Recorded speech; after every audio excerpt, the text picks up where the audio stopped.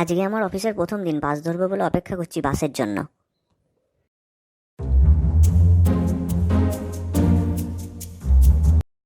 এই এই কোন হতক ছাড়া বোম ফাটিয়ে দিয়ে চলে গেল এখানে, আমার পোত ফেটে গেল বাবা।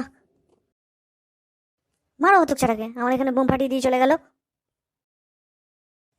এখানে বসে অপেক্ষা করি যতক্ষণ পর্যন্ত বাস না আসে। কি ভয়ানক ছেলে, গায়ের মধ্যে বোম ফাটিয়ে দিয়ে চলে গেল এইভাবে।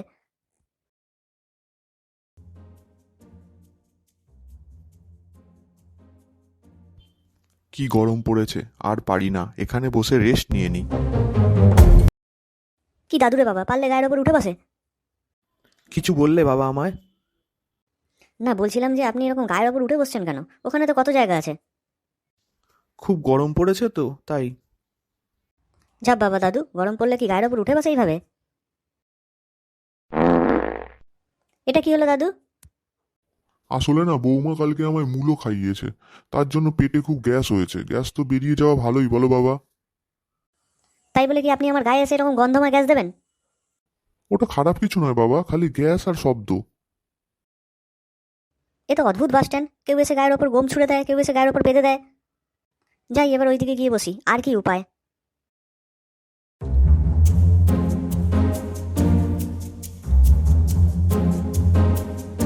কি জানি বাবা, এ আবার পাগল নাকি, কেমন করে সরে সরে আসছে। এ ভাই, তোমার কি সমস্যা, এরকম সরে সরে আসছো কেন? এত তো জায়গা আছে, ওখানে গিয়ে বসো। তোমরা কি সবাই পাগল, না এই গ্রামে সবাই পাগল থাকে? এই দেখো, আবার পাগলটা চকলেট বোম নিয়ে এসছে। এই মনে হয় প্রথমে চকলেট বোম ছুড়ে পালিয়েছিল আমার গায়ে, আবার বোম ফাটিয়ে দিল গায়ে, আর পারি না। 15 মিনিট হয়ে গেল, বাস আসার নাম নেই। বাস কি আদৌ নেই? আর এই পাগলের পাগলামি আর কতক্ষণ দেখবো এইভাবে? আমি বরং আর 10 মিনিট এই বাস স্ট্যান্ডে বসে বাসের জন্য অপেক্ষা করি, না হলে বাড়ি ফিরে যাব। কি হবে, কি হতক ছাড়া গ্রামে এসেছি কাজের জন্য। দাদুর এদিক নেই ওই দিক আছে, আবার চুরুট ধরিয়েছে। না বাবা, আমার ফুর্তির দিক আছে। কি বলছেন বুঝতে পারলাম না। এই যে তুমি বললে না দাদুর এই দিক নেই ওই দিক নেই, তাই আমি বললাম আমার উত্তর দিকও নেই দক্ষিণ দিকও নেই, আমার খালি ফুর্তির দিক আছে। ও বাবা, দাদুর তো এবার ফটাং ফটাং কথা আছে দেখছি। ঠিক আছে, দাঁড়াও, কাছে এসে কথা বলছি। না না, আপনাকে কাছে এসে কথা বলতে হবে না, আপনি ওখানেই বসে থাকুন। না না, তা বললে কি হয়, কাছে গিয়ে কথা বললে ভালো হয়। এই কেস করেছে দাদু, আবার যদি এসে পাঁদে হয়ে গেল। তোমার দেখছি পাঁদে ভীষণ ভয়, তোমার কি হয় না? ছি দাদু, এইসব কি কথাবার্তা বলছো? হয় না মানে? সবারই হয়, তবে লোক বিশেষ দেখে তো এগুলো দিতে হয়।